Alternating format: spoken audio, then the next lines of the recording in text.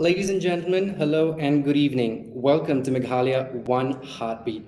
It's a virtual event of the National Health Mission Government of Meghalaya. Now, this is a platform to connect with the public, to create awareness about the virus, and of course, spread the message of hope and positivity in these trying times.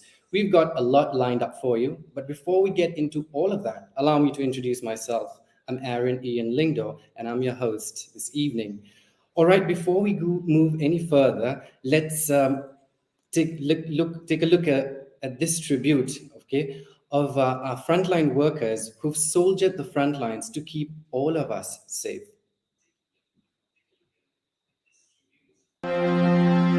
During this period of uncertainty, we would like to say thank you to all our frontline workers who leave their homes every day so that we can stay safe in ours. We are proud of each and every one of you who go above and beyond to carry out your duties, for keeping us healthy, for keeping us safe. Because of you, we are hopeful for the future. Because of you, there is light at the end of the tunnel. We don't have enough words to express our gratitude for your sacrifices. We can only acknowledge it and say thank you.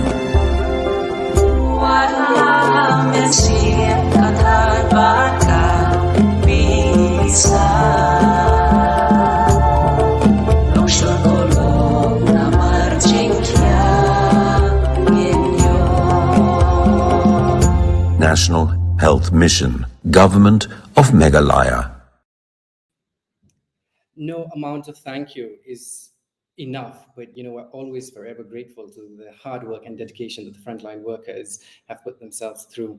All right, now let's move on to the first segment called Expert Advice. Our expert this week is Dr. R. Lingdo. Can we have Dr. Lingdo on the screen, please?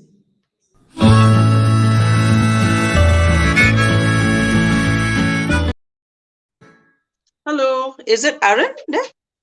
Yes, Dr. Lingdo, how are you doing?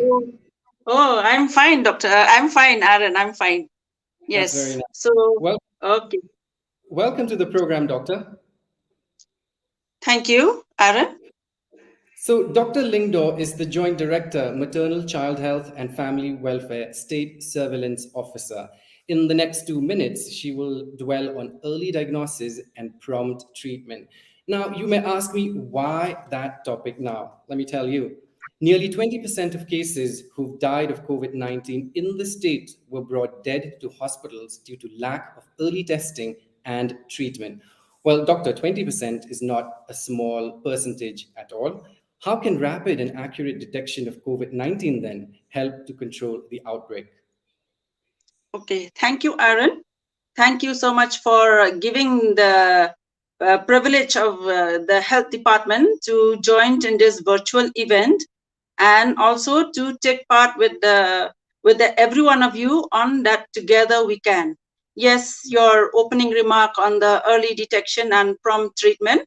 I go by what you say, Aaron, that 20% of the cases that is suffering from COVID-19 has either been brought dead to the hospital or even expired at home, which is really a very great concern for the state, because we don't want to lose any life, especially when we fight for the virus.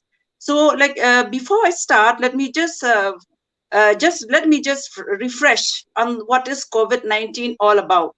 Yes, we all know that COVID-19, it has been here since last year, 2020.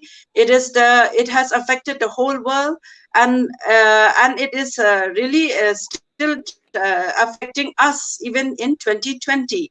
So it is a viral disease, and the virus is called SARS-CoV-2. It spread from one person to the other through droplet infection or via contaminated surface, or to a small extent through aerosol. So the overall nature of the illness is that it is transmissible, but at the same time it is a preventable disease. When we say it is preventable disease, means we need to know what is the right time to act so that we can be saved from this illness. Exactly. So, like you said, Anything else, it or is should I continue, Aaron? no, no, you said it is transmissible but preventable, right? So, how does one detect early Yes, warning signs, yes. doctor? Okay, so to detect the early sign and symptoms, or the early signs of the sickness, we need to understand the overall nature of this illness. So we need to know and understand the symptoms. So when we say symptoms, like what I want to say here is that not all person who is affected by the virus will show symptoms, because 80% of the people who are infected with the virus are asymptomatic. So these people will not show any symptoms at all. But for some, they may develop some symptoms. So like fever, dry cough, Mhm. diarrhea, vomiting, loss of taste, loss of smell, fatigue, loss of appetite, and feeling of breathlessness. So identifying these early symptoms is very crucial, so that we will know how to check the progress of the illness, and when Yeah. to take immediate action, and when to seek help immediately. So it calls for attention of these small of all these symptoms at the early stage, so that we Yes. can detect and then go for the tests. Yes. So, early diagnosis and prompt treatment. So, how will that change the nature of the pandemic? Yes, early detection and prompt treatment. So when a person has these symptoms, and especially when he has come in contact with a person who has been tested positive for the COVID-19, he should immediately go for a testing for himself. He should not Mhm. wait till he get even the symptoms also. Because by the time he developed the symptoms, the disease has been processed inside the system, and it may take just a few days for him to develop into severe symptoms, and sometimes it might be too late. So this early prompt treatment is early diagnosis is very important, because when we say early diagnosis, this is one of the first intervention. So when we intervene the disease, means we need to take immediate step to do the testing, so that, because testing also is also called a containment, so that we contain the spread, so that we protect our family or our friends. Okay, Mhm. so that they will so that we will know whether we carry the virus or not. Okay, so why is it so difficult then to detect the symptoms at the early stages, especially? Let us be clear about what I've just said, that when testing is one of the containment strategy, but but this is really a big challenge, because in the while we are when we are moving all this while in containment the virus, why we see the difficult in testing at the early stage? Because number one, there is always hesitancy. Hesitancy is always there among each one of the people who doesn't want to come forward to test. And then another one is that there is a denial mode.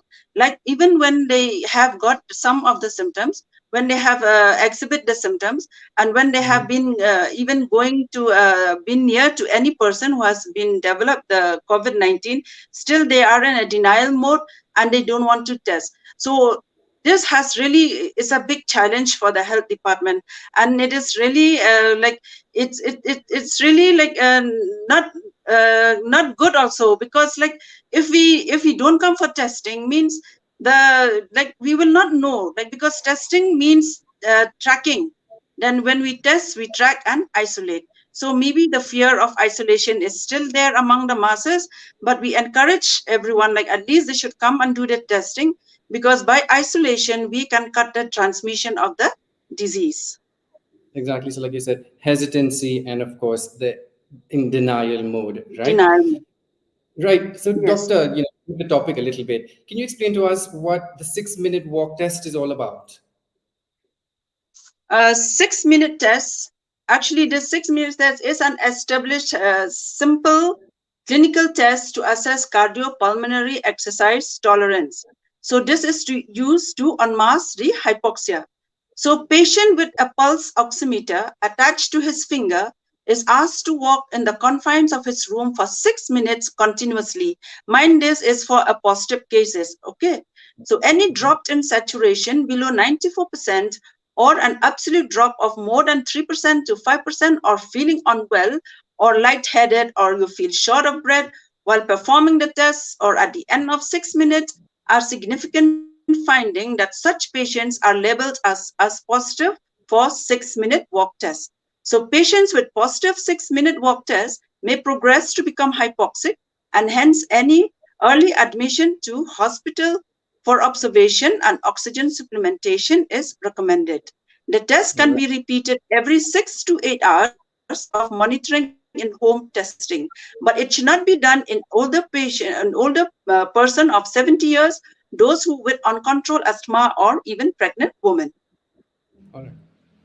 So correct me if I'm wrong, doctor. So the saturation level may be normal at rest, but it can dip when exercise. Am I correct? Yes. But Yeah. yes, it can be like that. But this at least this 6-minute walk test with the observation along with the pulse oximeter, at least it'll give some awareness to the person who is positive at what level he is. All right, Dr. Lingdo there. Thank you so much for your time. Very informative. Thank you. Yes. So can I just add a few things, Aaron, here? So Yes, I'll please. conclude Yes. it by inviting everyone to spread. Yeah, please spread the message that prevention is the only intervention and it is the only weapon as a containment for the virus. So we should remember that proper masking, hand washing, keep distance, all those we be responsible as a citizen and follow all the government protocols so that together we can fight this virus. So for everyone there, stay safe. God bless you all. Thank you. Thank you, Doctor. Prevention is the only intervention. Thank you once again, Dr. Lingdo. Up next, we have a song by the lovely Catherine Pingrove. Let's listen in.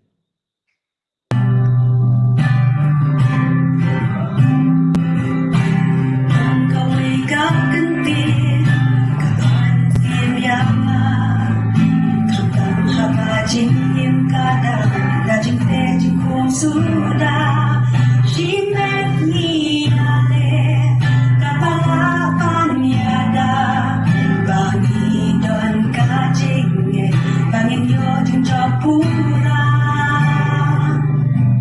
ila tuya tiba ikatwan dinamar jong kingin lang yai don kajing kernen bangin lai bangin so ya biang jingker men bahkan kajing makal yang jingker men bangin lang kibalapan ho paling maka jingker kulay niyo kajing suka berlay paling maka jingker kulay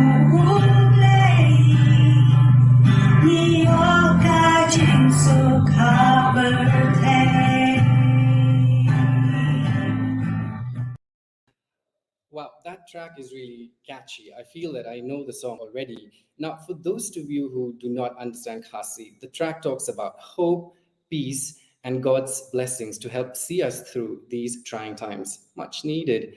Catherine Pingrove there, thank you so much for your time. Drifting our attention to our community heroes, the first charity organization that I'd like to introduce to you this evening is We Care Team Adventurers. Let's take a look at their initiatives.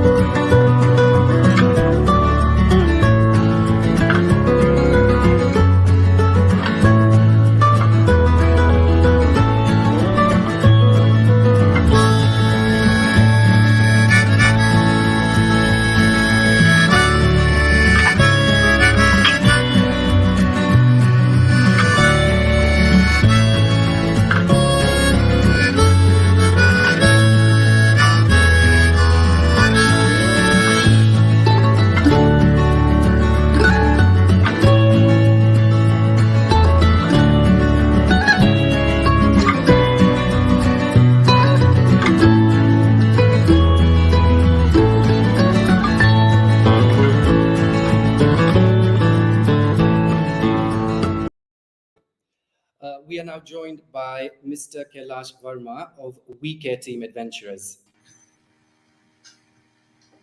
Mr. Verma, welcome to the program, sir. Thank you, Aaron, and good evening, everybody here. Good evening to you, Mr. Verma. So, Mr. Verma is also the managing director, Hotel Pegasus Crown, and owner of Delhi Mistan Chandar. So the first question to you, Mr. Verma, what aid and relief efforts is your organization providing at the minute, sir?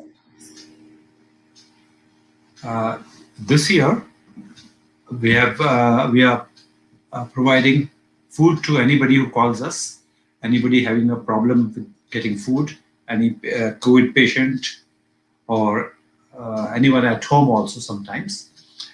So we go and deliver the food, vegetarian food, nutritious, and we've been doing this since I think end of or May, I could say. And also oxygen and medicines. Oxygen we started because there was a sudden call from a lady who was having a problem. And in fact, the lady is from Maupat. So the first day, it was a very big problem going to a house. It's a very deep down, but we managed it. And we had a tough time. After that, we started sending a better vehicle because it was me driving, and my small car. We had a tough time coming back. We had to back out. So we've been giving oxygen also, and Delhi Mistan has also given a oxygen concentrator, which costs about between 45,000, about 45,000. This has been given to the CRPF hospital because they have the necessary manpower. They have the people to take care of the machine also, and doctors who can oversee everything. And in fact, a lot of patients have been going there, and they have recovered also. But if the oxygen level is very, very low, below 70 or something, then they advise them to go to the hospital, proper hospital, a full-time hospital. Right. And we have also been delivering medicines wherever required. Whoever calls us, we send the medicines. Medicines are usually paid for by the person. We just deliver it, except for some, COVID, some cough syrups or paracetamol. Yeah. These we can give. We have always on the car. We just give it out also. Yes, so from rations to medical supplies, oxygen concentrators, sorry. So how are you mobilizing all these items then, Mr. Verma? It's actually, we had a small group of friends, just 3 or 4 of us basically, who are active. Though our group is bigger, but the active people are about 3 or 4 of us. So we have been, it's actually mostly everything is made here, cooked here in Delhi Mistan only, and we distribute it. Okay. Medicine, my driver or me, we go personally even. Suzuki Barrier is also there with us. Both of us have gone quite often together, delivered to the COVID houses even. So we leave the food stuff at the gate. We call them, and we say, here's your stuff, please collect it. And people have been very, very thankful to us, because there's a lot of hesitancy on the part of people that we should not go to the COVID houses. So we do not really mingle with them. We leave it at the gate, hand it over at the gate with an official distance. And people are pretty grateful for that. And last year, what should I say what we have done last year? Hello, can you hear me? Yeah, I can hear you. You can just go a little bit and I think it's gone off. Can you hear me? Yeah, now I can hear you, yes. Yeah. Okay. You were saying something. Yeah, I was saying that we have been doing that, going to the house of the COVID people also. And various people have been quarantined. They are not really, they've just been exposed, but they've been quarantined at home. So they also have a problem. Like somebody from called me, then we have to go and get food there. We gave it. There was no problem. And oxygen, as I told you. And last year we were the first people to make the face shields in-house. We made them here in Delhi Mistan because my staff was all free. We made the face shields, distributed more than 4,000 to the frontline COVID warriors, the doctors, nurses, and the police personnel, which you have already shown in your video. I mean, what you showed there, that was part of it. to the hospitals, to Dr. Sandy's hospital, civil hospital, everywhere we have distributed the face shields. But we were the first to make them here, and Okay. totally we have a charge for them. To Lithuania So, also. so that was last year, and then we have some current activities happening at the This minute. current, which I told you before that, yes. Yeah. Last year, we also gave out clothes for the newborn babies because Okay. Okay. the shops were closed and Hmm. people having in fact, I got a call from Ganesh Das Hospital and we went, took the clothes, collected, and gave it. All right. I'll put, That's great and the job. best project Yeah. was we gave food for the first time last year to Mhm. Buddha. They did not have food for 3 days. After Mr. Saido's death, Okay. there was real scare. People not coming out. It was a curfew, undeclared curfew. It was not imposed by the government, not by anybody. But people were so scared they were not coming out. So we said, we got a call that people are having a problem there. Mhm. And believe me, it was, I mean, those people did not have food for 3 days, but nobody rushed. There was no melee, there was no rush. People queued up with the social distancing properly, and we gave out the food. And that was really what really started off. Because that day, when we saw the satisfaction and the smile on the faces of people, it was really touching. And that motivated us to go further and further. So, That's brilliant job. that we distributed about 10,000 exams. And this year is still going on. It's still going on. So is there anything, because since you dwelled a little bit on what you've done before, you dwell on what you're doing at the minute, is there anything in the pipeline, Mr. Verma? No, at the present, there's nothing new, except with my Rotary Club, we have been, making these quarantine centers where that photo was also there. We have made one in Norman Song at the St. Joseph School. I mean, that's not me alone, it was my Rotary Club, because I'm also into the Rotary. I was a previous president 2 years ago. Okay. So I'm sure, doing all of that, you must have a message for the people of the state at the I would minute. say COVID, this virus is here for a long time. Viruses don't just disappear. They Mhm. will, but we will all have developed immunity. It is nothing very serious that we have to be really scared of and panic. We can face it. There are vaccinations are there. We must take the vaccinations, follow the protocol so that it doesn't spread too fast and it's manageable at all times. And together we can fight it. And the best part, the positive part of this virus was that it has brought society together. Today we are all on the same platform. We are on the same page. We are all trying to work and help the society, caring for each other, and that's wonderful. And Right. cleanliness has become part of the culture. It seems now. I've seen people. If anybody spits on the road, people come out and tell the person, "Please don't do that." That which was not there before. People, but though you sometimes get bad looks from the person who has been spit and throwing, but people, that awareness has come up. Mhm. So that was the positive part of COVID. I would say. People are more conscious that we have Yes. to be more hygienic. That's I would say that. And that's Rightly, not to be afraid. We will fight it. We will win it. Nothing to be afraid of.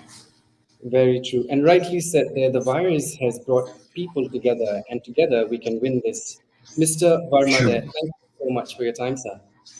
Welcome. Moving on to Citizen Speak. This time I've got a testimonial from somebody who's just got COVID recently, and I would imagine she must have gone through a very difficult time. But we're very pleased to have her live with us at the minute. Please welcome Lapdyang Artimais Im.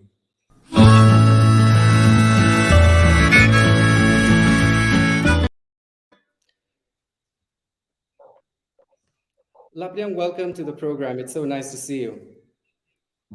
Thank you. Thank you, Aaron. Right, first of all, I'm extremely sorry for what happened to you, but like I said, I'm glad to have you on the program and you look amazing. My first question to you, Lapdyang, is were there telling signs at that point? So I was an asymptomatic case, an asymptomatic patient.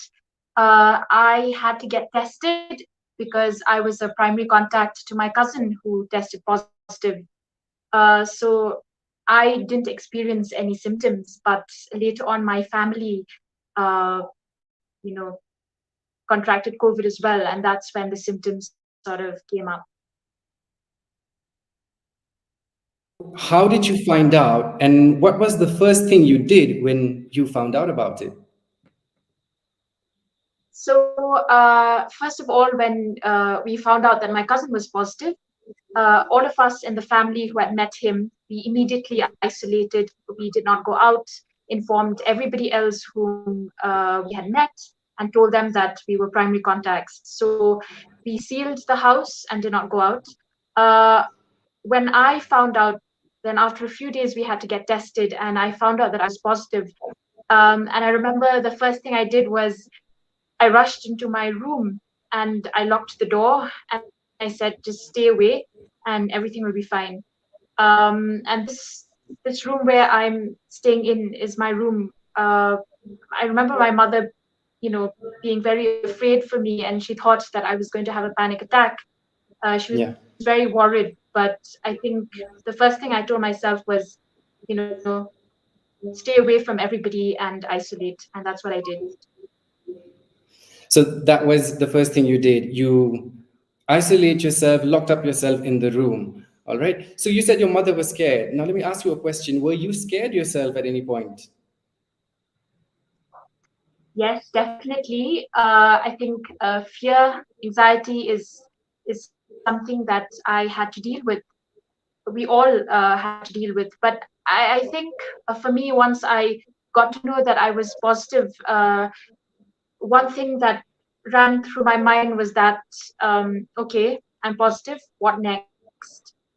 Whom should I Mhm. contact? Is there a doctor who can I can contact? And I kind of started to have things in my head. What is the next step? So, but definitely the fear is very real, and it comes, every day. More sometimes it comes late in the evening, sometimes in the afternoon. You don't know when, but it is a very scary situation. The fear was there, and of course, it did take a toll on your mental health per se. So, but how did you muster courage and the strength to deal with all of that? It must have been difficult. Yes, it's not an easy job. It's not an easy journey.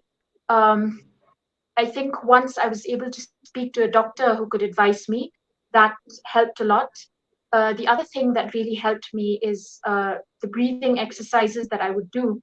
And as I think Dr. Lingdo had also mentioned, the walks around the room, um, very important. Nothing strenuous, don't strain your body and do anything strenuous. But what helped me were the breathing exercises, because taking deep breaths to check how I was feeling, to check my lungs, helped me and still help in the recovery process now. Also for my parents who contracted COVID. So definitely the breathing exercises. All right. Now, since we spoke offline, and then you told us a little bit about what happened to your dad, can you walk us through a little bit, Lapadia? Yes. So I had tested positive and my family had tested negative. But as I was in isolation, I was not in contact with them. I think what we discovered with this particular variant right now, the second wave, is perhaps the virus takes a longer time to incubate. So even if you have tested negative, I would say, don't immediately let your guard down. I think wait for a few more days, isolate yourself. I think the government says 7 days, wait and see if you develop symptoms, especially if you've been a primary contact. So when I was in isolation, my parents developed symptoms, and I had just completed my quarantine period when I had to take my father to the hospital because his oxygen levels dropped. He did have symptoms of, a cold-like symptoms, a cough, uh, blocked nose, something like a cold, and he had a fever and his oxygen levels dropped. And as Dr. Lingdor said, his oxygen levels had dropped to 91, 92, and the doctor who was looking after us immediately said, take him to hospital. Do not delay. He needs to be there for observation, and that's what we did. Wow. So, Lapadia, before I let you go, what advice would you give, at this point in time, after you've been through all of that, what advice would you give to the people of the state? My advice is do not be afraid. Get yourself tested. It is not a big deal at all. It will, get yourself tested early if you have any doubts, anything. Monitor your symptoms, because for my father, it was in the second week of him catching the virus and developing the symptoms that things started to take a turn for the worst. Don't be afraid of getting help, because the doctors, the nurses, they know what to do. And as mentioned as well, the case is 20% is, people are late, people are afraid. Don't be afraid, because I know my father is alive, my mother is alive, because they had received medical intervention on time. And especially my father, despite, with everything, he said, let's not wait and let's get help. So my advice is early intervention and detection and action. Wise words there, Lapadang. Like you said, get tested, monitor yourself, don't be afraid, and don't let your guard down. And of course, you seek medical help. Lapadang, once again, very brave of you. Thank you so much for your time. Thank you, Aaron. All right, it's time for us to take a short breather, but we'll be back in a bit. Don't move.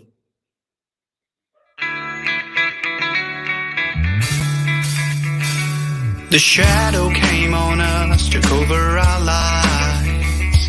But somehow now's the time we must unite. Be bold, be brave, be still.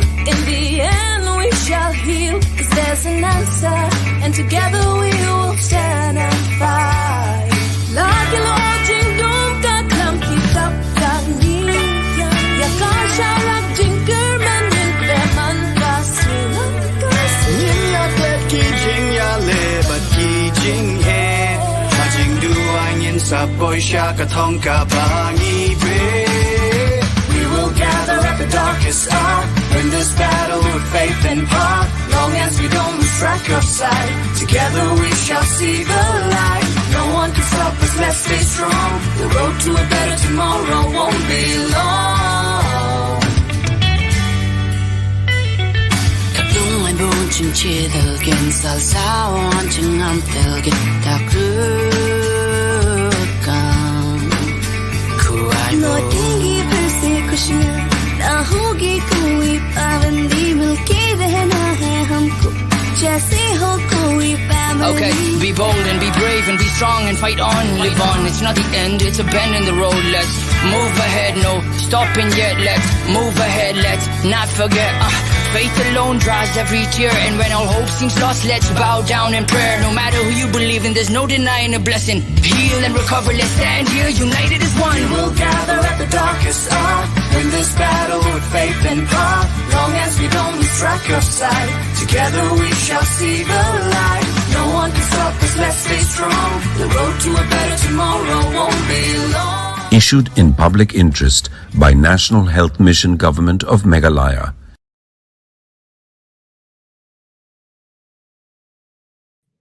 Welcome back to Meghalaya One Heartbeat. You're still with me, Aaron, here on the show. It's time to brace yourselves for yet another performance, but this time it's a dance number by the War Sisters. Let's take a look.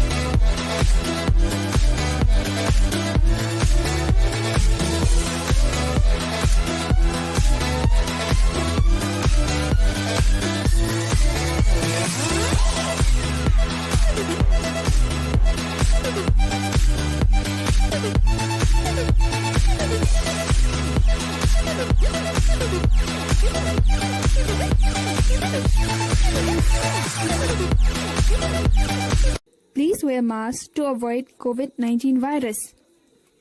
Please maintain 6 feet social distancing to avoid the spread of coronavirus. Get your COVID-19 vaccine to avoid the spread of coronavirus.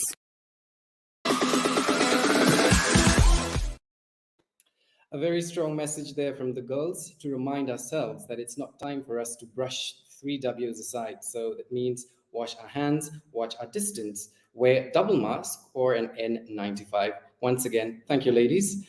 All right, on to our next community hero. It's an initiative, rather, of Uncle's Ark. Check this out.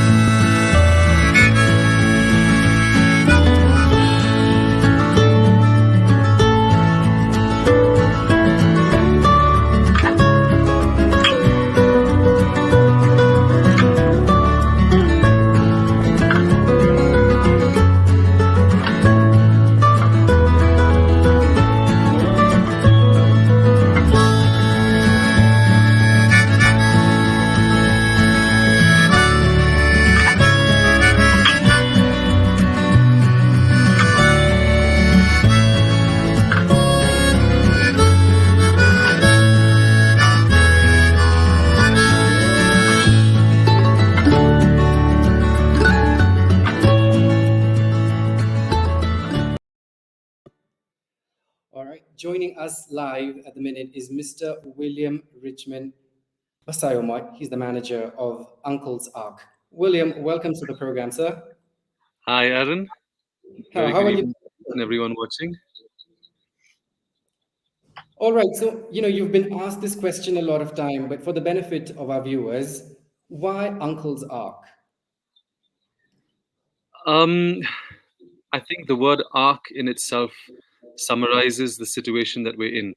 Everybody knows the story of Noah's Ark, and the symbology of the ark is that we will try to save and help whoever we can, and whoever comes within the ark. Because as you can see, the flood of COVID is on the rise, and so we thought, what better name to put that than Uncle's Ark, and Uncle, of course, is our Uncle Neil. Yeah.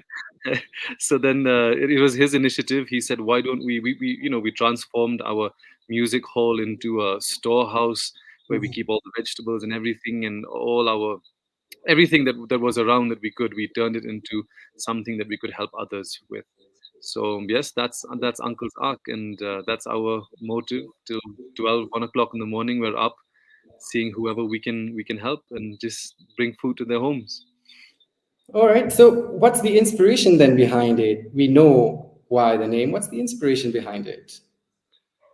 When we heard about the lockdown, we were just talking amongst ourselves, and then we realized that there was a need for a good. Well, it started off with first simple rations, rice and pulses and dry rations and potatoes and things like that, to help out those who couldn't step out of their homes. It started with uh, helping the frontline workers. It started as simple as that, and like everything that we do, it starts very simple. But then after that, what happened was then we started also giving rice and dry grains to these to about 6 villages in Ribhoi, and we never intended for it. We never intended for it to go public, because we always believe that charity should be kept as hidden as possible. But then, lo and behold, we get a message that Ribhoi News has covered it, and then Yeah.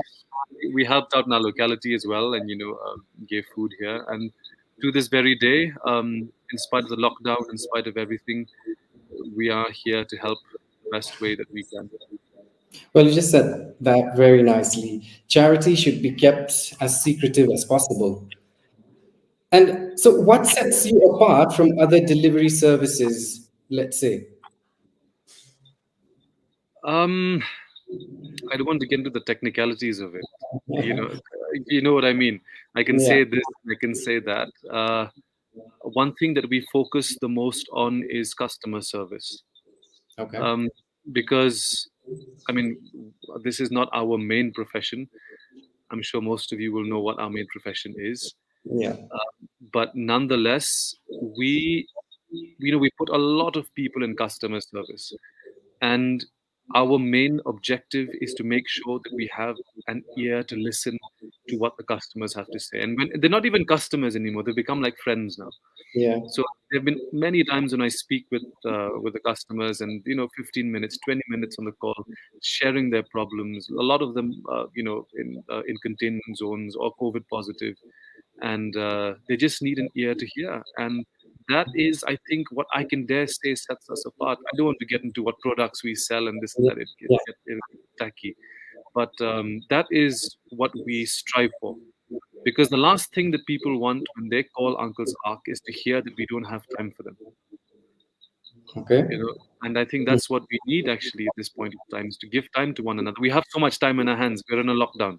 Yes, So, exactly. and what more can help a fellow human being than giving a listening ear to that person? And we make sure the other thing is that sanitization. So as you saw in that video, Aaron, Yeah. everything that comes into Uncle's Ark is first sanitized. The vegetables are washed, the fruits are washed. All cartons that come in are sprayed and left out in the sun, or just then they're brought in. So that from the very start itself to this very day is followed very stringently. And all our delivery boys and PPEs and maintaining social distance, the money is sanitized, and it's a very stringent process that we're doing. But yeah, so far so good.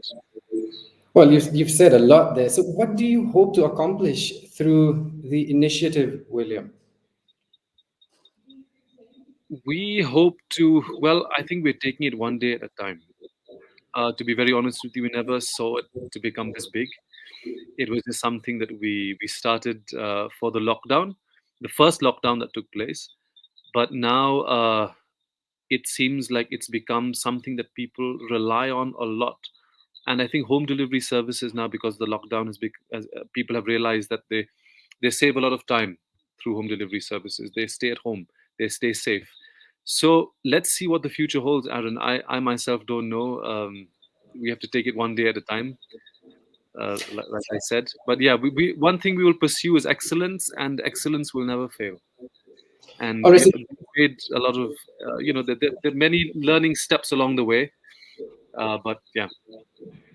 all right, so for example, I pick up my phone and I call Uncle's Ark. So it's not that it's just going to go, oh, straight away, I want something and it's delivered to me. So there is that human touch, and there is that, what you said, we can hear somebody talking, and because that is the time this is the time that we need to hear another human talking on the other side. Yes. Yeah. Yeah. Yeah. Well, it's William from Uncle's Ark going out of their way to help all of us. Like he said, one step at a time. William, thank you so much for your time, sir. Thank you, Aaron. My pleasure. Our next segment houses our very own Meghalians from outside the state, sending us messages of hope and encouragement in these trying times. Ladies and gentlemen, Meghalaya, one home, one world.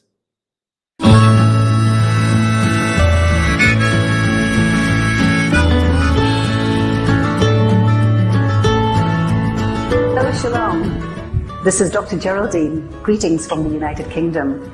I'm deeply saddened by the devastation COVID-19 has caused. All over the world, in India, and especially so in my beautiful, beautiful Shillong. I miss you, love you, and I hope things get better. There is a way, Here in the United Kingdom, things have improved by the vaccination uptake, the hands, face, and space regime, which I want to share with you. Remember, my friends, number one, go get vaccinated as soon as possible. You need 2 doses for complete protection. Number 2, hands. Wash your hands as frequently as possible with soap and water. You can also use a hand sanitizer. Avoid touching your face at all times. Number 3, face. Wear a mask whenever you are outdoors. Number 4, space. Keep a safe distance from anyone outside your family circle, at least 2 meters apart. So remember, my friends, vaccination, hands, face, and space. Get well soon, Shalom. Lots of love. Here is a song I dedicate to you. Ku kong tay, what's no see, what's no ay, Lada jungai napi to shong sukhala kisi tangka wei ngonong dakin mau dingom I kin ya shong jinong apodo no chompi. Kublai ya pi baro kipa organize ka program but ya ki audience ru ha ugnai January February of 2020 ka New Orleans kala away lagi hotspots jong ka coronavirus pandemic ni klemla asyo banya let ya wan ba ki para jor ni nami shaba ni hapan pong mask ni hapan sakti shibon sin chisni ki khunru kila hapan kelas ka virtual learning but ni khlemla asyo ban lech ko ki restaurants la ni ki dukan ban lech shimi ki jingdon kamjuni lada iwei na pi baro ni contribute ban pendunai ka ni ka spread ni day ban physically distance ni day ban ponki mask ka long very crucial ro ba gide ban yo iki vaccines ladangi arab iwei but ladangi take responsibility ban le ikini ki jingdon kam ka ni ka jingpang kan sanang duna ka spread dakini kikitin ngako aban I best wishes ya pi baro khoi jingduai junga ki don pi baro khoi bless you. Hello everyone, this is Lawan Karmalong speaking to you from Shantiniketan, West Bengal, and I am basically from Mairam, Meghalaya, and I am working as an assistant professor in sculpture at Visavarthi University, Shantiniketan, West Bengal. I have been asked to share my inspirations in these challenging times of COVID-19 pandemic that has been affecting all of us. Sometimes you may feel enough and give up. Give yourself time to find and to build up, to overcome these hard times. Let us pray for strength that everyone in this pandemic are overcome with their difficulties until we succeed to fight against this invisible enemy. Stay strong, Meghalaya, my home. We will win this fight together. God bless. Hi all, this is Anu Barwa, originally from Shillong and now living in New York City. I'm thinking about everyone going through this horrible pandemic in Shillong and Meghalaya and wanted to send you my thoughts and prayers. We have overcome this here in New York. We went through a bad time and I'm sure you will all overcome this in Shillong and Meghalaya. Stay strong, stay well, and my thoughts and wishes are with you. Thank you. Well, so far, but yet so near. Let me tell you, I believe that a heartfelt message can touch the hearts of millions, no matter what.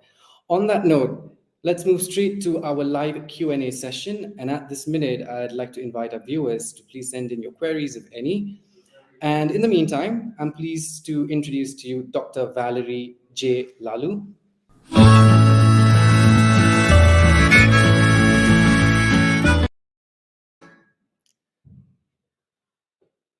Dr. Lalu, welcome back to the program. It's so nice to see you.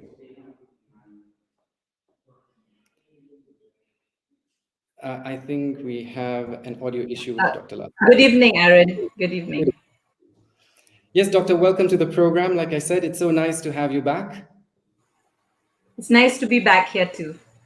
All right. So Dr. Lalu is Specialist Community Medicine, State Immunization Cell. Let's see, Doctor, what's the first question that we have? Okay, we've got a question from Deyomi Paswed. And his question is, I didn't get any symptoms when I took my first jab of Covishield. I think he meant I didn't get side effects. Does it mean that my body did not respond to the vaccine? does the first dose provide antibodies or not? Dr. Lal. Okay. This is a very pertinent question. Seeing that we are seeing many hesitancy among people to come forward for vaccination because of fear of these side effects. But here somebody is concerned that he has no side effects. Of course, we are giving an injection or a vaccine, right? We're injecting into a body so that there are some antibodies formed, right? Because we expect an antigen antibody reaction in the body. So usually there are side effects in the form of fever, chills, body ache, and it differs from person to person. Sometimes people get it, sometimes they don't. It doesn't mean that the vaccine is not working. It is working fine. In fact, during the trials, when when they had done this evaluation, they found that about 50% of the people who were vaccinated didn't get any side effect, but they were the antibodies formed even after the vaccination. But I would like to remind our viewer right now is that with the first dose, we expect around 30 to 60% of the antibodies to be formed, and the second dose is what will increase the efficacy of the vaccine up to 80%. So I would like to remind our viewer is that kindly go ahead and take the second dose. We expect antibodies to be formed 2 weeks after the second dose. So get yourself fully protected, get the second dose. Even if you do not have side effects, do not be worried. You are protected. All right, so there's nothing to be alarmed about. It's just Yes. normal. Yeah. Yes. So that means, like you mentioned, the antibodies will start kicking in after the second jab. Yes. Right, Doctor, let's see. We have another question, and this is from Amit Agarwal. His question is, if one has completed the 10 days isolation period having no symptoms, but still have only, let's say, 10 to 20% of smell, should he or she continue with the isolation or can go for a COVID test and continue with normal routine? Okay. As per the current protocol that is is being implemented right now, a person who was tested positive can come out of isolation after 10 days if he is asymptomatic. He doesn't have any sign and symptoms. He is allowed to, he can, we say that he is free of the disease if for 3 consecutive days he doesn't have any sign or symptom. Okay. But regarding this, the taste and smell, that is going to, sometimes it will take months to come back. So it doesn't mean that he is still infectious or he still carries the virus. He's asking this question maybe because he's scared that he may be still infecting others. Just let me remind him that the period of infectivity of the virus is at least 2 days before the onset of symptom and within 1 week of the onset of symptom. That is the period of infectivity. So beyond that, it is seen that infectivity is not there and that the person can come out of isolation after that period of 10 days. Oh, all I right. hope I've answered this question. Yeah, I hope that suffices for Mr. Agarwal as well. Okay. We'll take another question, Doctor, and this is from Kitborlang Kharmauplang. Okay. Kitbox says, I have hypertension. I've taken both of the doses of Covishield, was tested positive with mild symptoms. Now I have recovered and tested negative by both, the rapid antigen test and RT-PCR. I was under home quarantine for 14 days, and during that time, my BP reading was normal, but after the 20th day, my BP reading was on the higher side. So he says here, my query is it a post-COVID situation? Okay. First of all, I would like to say that you have been protected because you have taken 2 doses of the vaccine. So with your comorbid condition, you had hypertension. In spite of that, you got the vaccine, and in spite of that, you got the the infection. So because of the vaccine, you have been protected from severe disease.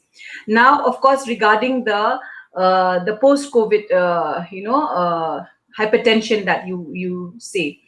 Now there are certain scenarios. It may be because one thing is, if you are under treatment, I hope you are still under treatment for hypertension.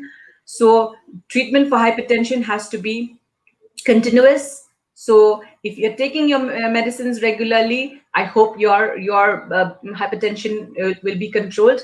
But of course, many things have been observed, post COVID. There are many people are still having a lot of problems post COVID, in the form of, for you having hypertension, there may be rise in BP because the COVID reactions, there are so many things that are happening, the clotting factors and so many things that are happening, post COVID. It even plays with your mental health. So it may be, I cannot say what is the situation with you. It may be post COVID, but it also may be, maybe with your pre-existing hypertension. I suggest that you visit your doctor, and then maybe you may need a change in your medication also. But I suggest that you please visit your doctor, take regular medications for your hypertension, and do not take things for granted. And one more thing that has been observed, that post-COVID, do not exert yourself, because again, there are things about playing regarding your clotting mechanism, right, in your blood. So please do not exert yourself, at least post-COVID, and take care of your hypertension. Have treat yourself and have take your medicines regularly. All right, Kitbak, I hope that answers your question. Doctor, we can still take one more question, and Okay. this is from Prithvi Sharma. Now, Prithvi says, why is it so that at times tests such as RT-PCR shows negative, but the CT scan shows the virus in the lung? Okay, so RT-PCR, it may be negative. One thing is because the sensitivity and the specificity. I don't know if I talk about all these technical terms. I would just say that sometimes you may have false negatives also. There is a possibility. But one thing I should say that in layman term, should I say that the RT-PCR, it detects the dead virus, right? So it detects the RNA of the virus. So sometimes it may come out negative, but of course the CT scan, what happens is that the reactions that are taking place, because the COVID virus, it tends to make the cells of the body fight against each other, right? Because the COVID virus is something new that the body is not used to, it hasn't seen before. So sometimes what happens is that the reactions take place that such that the body kills its own cells, right?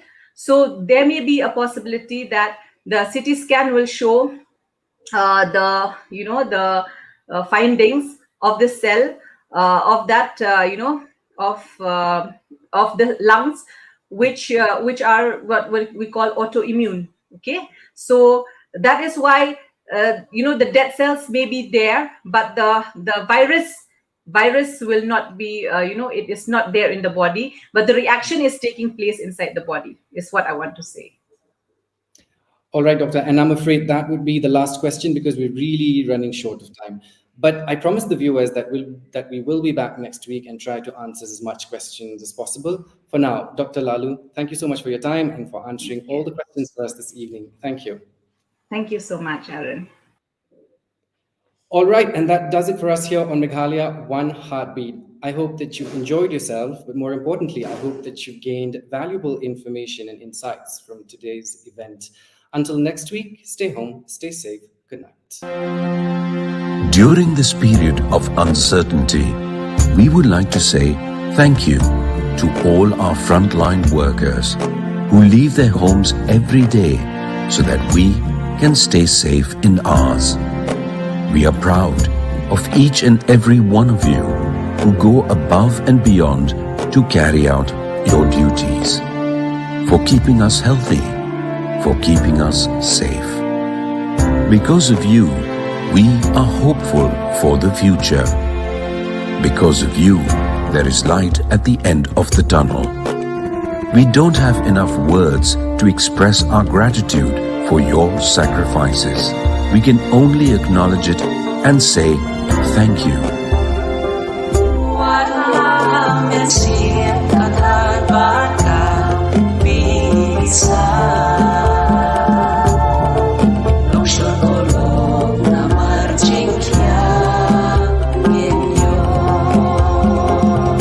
National Health Mission, Government of Meghalaya.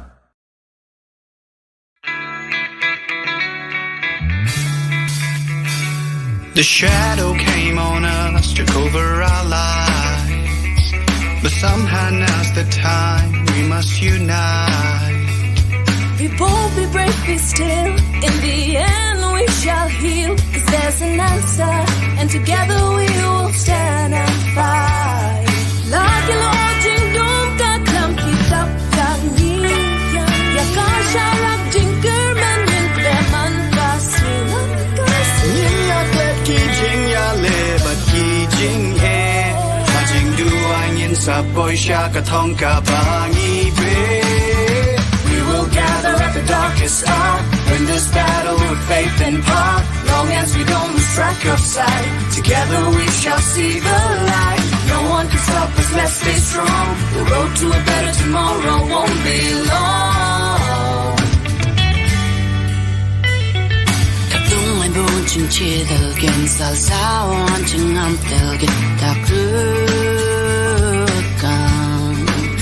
Kuai no dingi perse खुशियाँ ना होगी कोई पाबंदी मिलके रहना है हमको जैसे हो कोई family. Okay, be bold and be brave and be strong and fight on, live on. It's not the end, it's a bend in the road. Let's move ahead, no stopping yet. Let's move ahead, let's not forget.